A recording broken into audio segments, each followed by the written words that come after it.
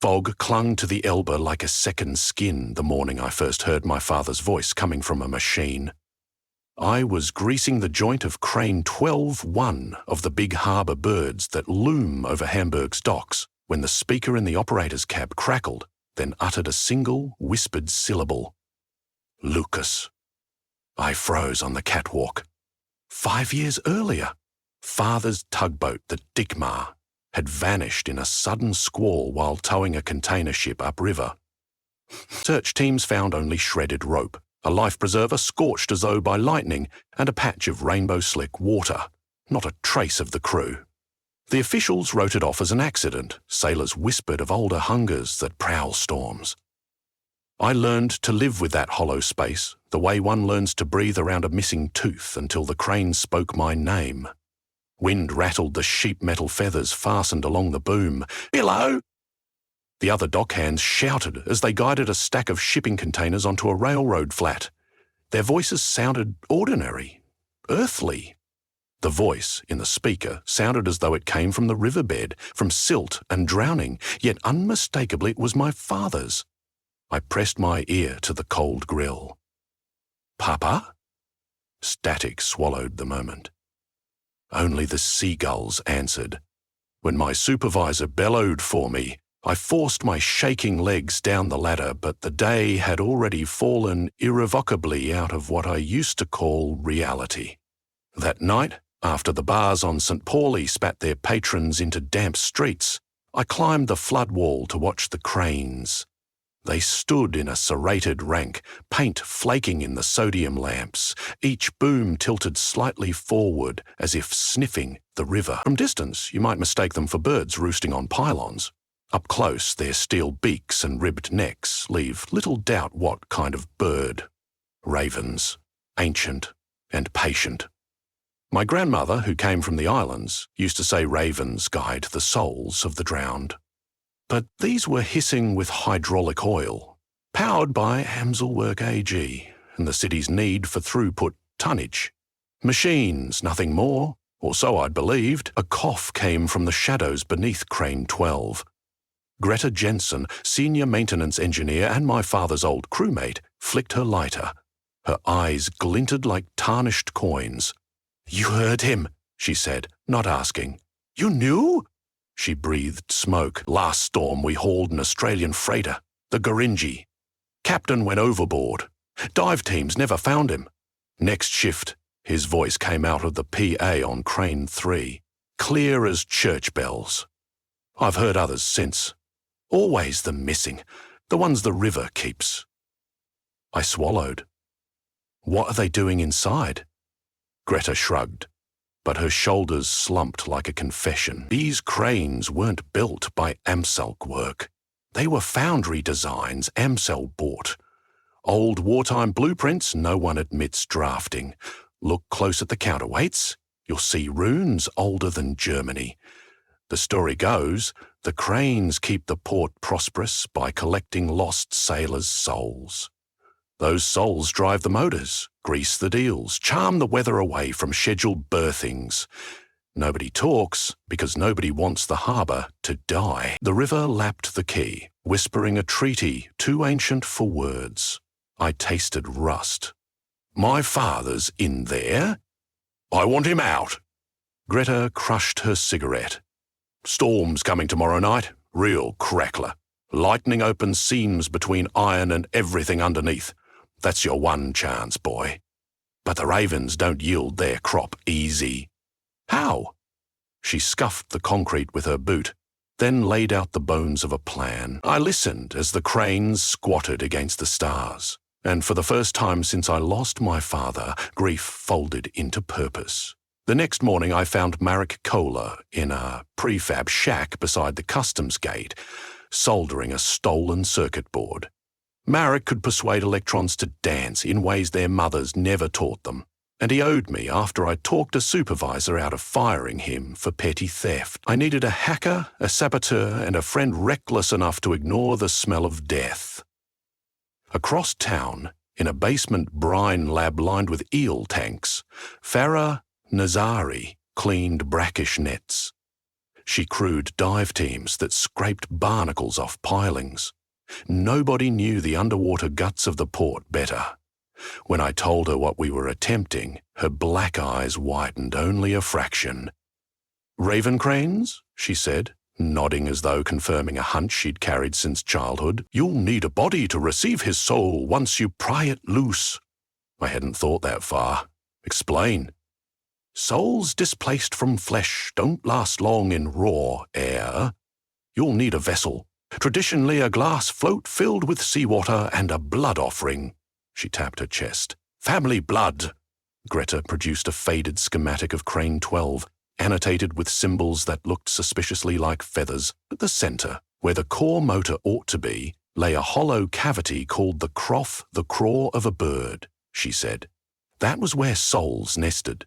Access down a maintenance shaft, locked by a biometric panel wired into the port's control grid. Marek grinned.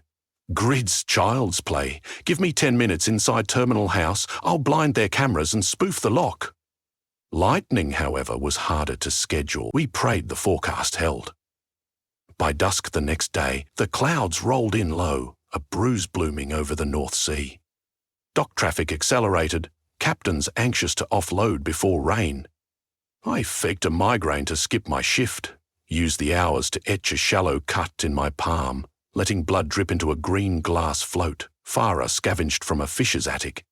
Inside the orb, seawater shimmered, mingling with the small crimson swirl of lineage. At 2:13, the first thunderhead spat cobalt across the sky.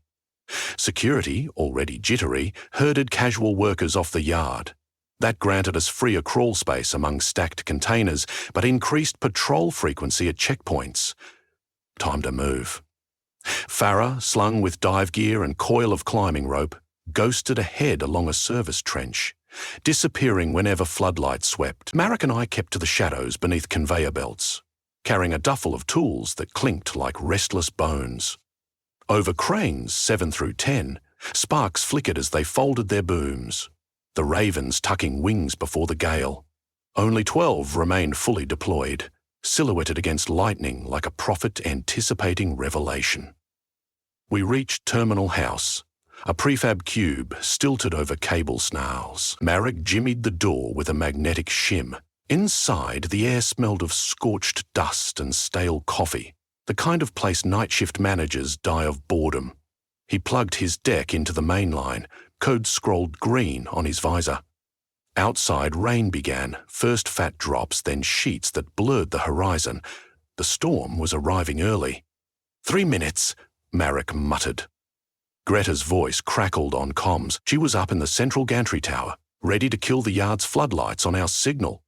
"Never pulled a plug this big," she warned. "When I do, the backup generators'll howl. You'll have 5 minutes before they reboot." "Copy." My throat felt packed with wire. Marek's fingers danced. "Got it. Cameras looping, biometric lock primed for your handprint." He yanked cables free. "Go." We sprinted across slick tarmac. Lightning strobed, turning rain into glass needles. At Crane 12's foot, a service elevator waited. Doors parted, like the yaw of a bird. My stolen ID badge coaxed it awake. The lift rattled skyward through the belly girder.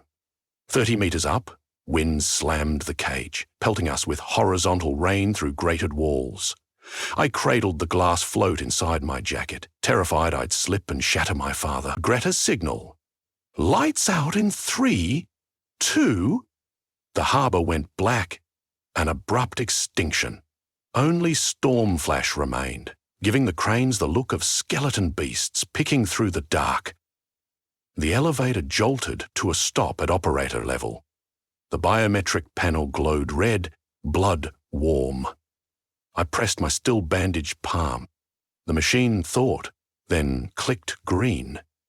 The door slid into gloom. Inside, the cab was larger than I'd imagined, half control room, half aviary. Steel ribs arched overhead. Cables hummed with an almost vocal tremor, as though they were throats rehearsing vowels. Monitors spilled ghost blue halos. In the center floor lay a hatch with riveted feathers etched around its rim. Malak set to work on the hatch's mechanical latch, his multi-tool clacking. A gust rocked the crane. Below, the Elbe churned, bright veins of lightning tracing its nervous system, melt, holding the glass float. "Papa!" I whispered into the floor, feeling foolish and sacred at once. "I'm here." From the hatch emanated a sound like oars dipping water. Then the voice. "Leave me, son. It's feeding time." Tears pricked behind my eyes. "Not tonight." A bolt hit nearby, shaking the tower with thunderous metal phone. Marek cursed. The latch wouldn't yield. Farah, white-knuckled, flicked her diving knife lock. Took over. With two savage twists, the mechanism screamed and sprang open. A gust of heat, smelling of cedar and ozone, breathed from the darkness below. We descended iron rungs into the croft. The cavity was spherical, maybe 4 meters across, lined with black glass feathers reflecting our headlamps. Suspended in midair was a constellation of drifting motes, phosphorescent, each quivering like a candle inside a soap bubble. Souls. One subtle filament connected each mote to a wire web meshed to the sphere's walls. The whole assembly pulsed in time with the crane's idle hum. I located a brighter orb, trembling closer to the rungs, glowing amber like honey whiskey, my father's favorite drink. I reached out. The filament tightened, resisting like a leash. I remembered Farah's instruction. Offer the vessel. I uncorked the float. Seawater fumed in the electrically charged air. Touching glass to soul felt like docking planets. The orb slid inside the float with a sigh, filaments detaching in gossamer strips. Inside the float, my father's soul swirled, light dimming as though relaxing. Alarms howled topside. Generators had booted. Greta's 5 minutes were gone. Then a new sound rose, a raven's croak, amplified through subwoofers. The walls shuddered. The remaining souls whirled, frantic. The crane sensed theft. We scrambled up the rungs. In the cab, monitors now showed red-taloned icons. Autolock engaged. Windows irised shut. The crane's massive boom jerked, swinging toward open water.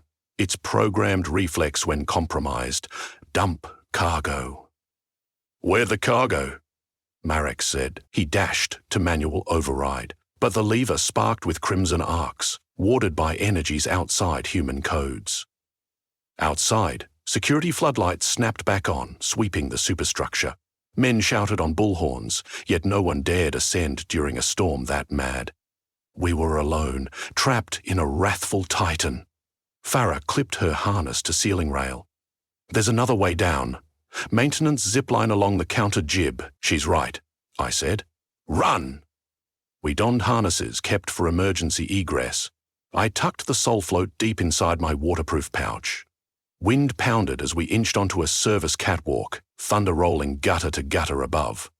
Farah fired a grapnel down along the counter jib wire 90 meters to a warehouse roof. "Go!" Marek volunteered first, hook and pulley launching into the dark. A half-second later, lightning struck the wire. Fire raced along the cable, catching him mid-slide. His body convulsed, flared white, then fell, screaming into rain-veiled void. I heard myself howl, but kept moving. There was no retrieving him, no time. Farah bit her lip, tears lost in rain. She assessed the wire. Blackened yet intact.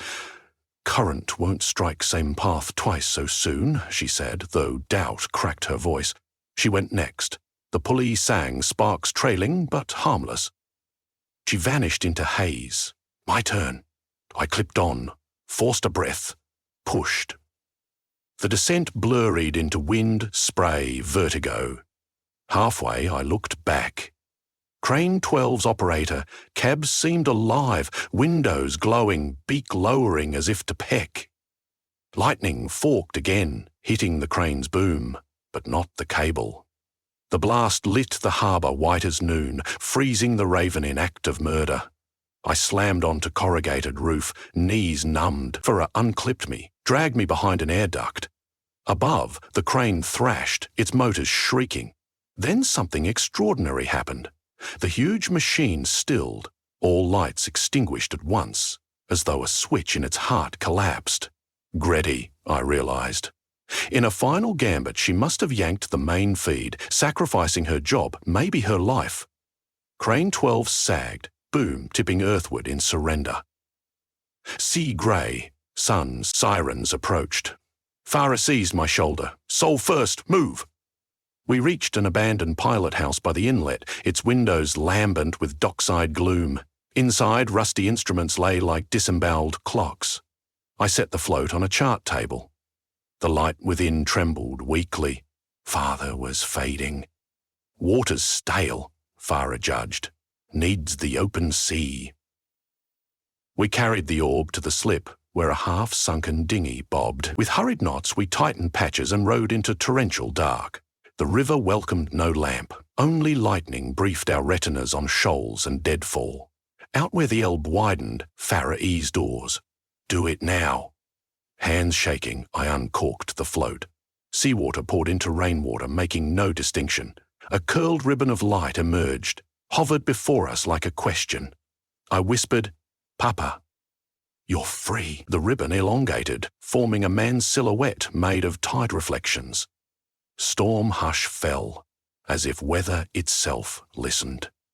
Lucas, the water figure said inside my head, though its mouth never moved. You did what I couldn't ask. I bit my lip bloody. Come back, we can get you into... No. The figure scanned the horizon where harbour cranes brooded. Neon veins flickering as power was restored. Someone must watch the river, but not caged in iron. I'll ride the current. Warn drift souls away from those machines. A childish part of me wailed we could find him a body, anybody, but love without respect is cruelty. I nodded, tears indistinguishable from rain. Father's silhouette lifted a translucent hand, brushed my cheek. It felt like cold wind off glaciers. Tell your mother I kept my promise. I steered home eventually.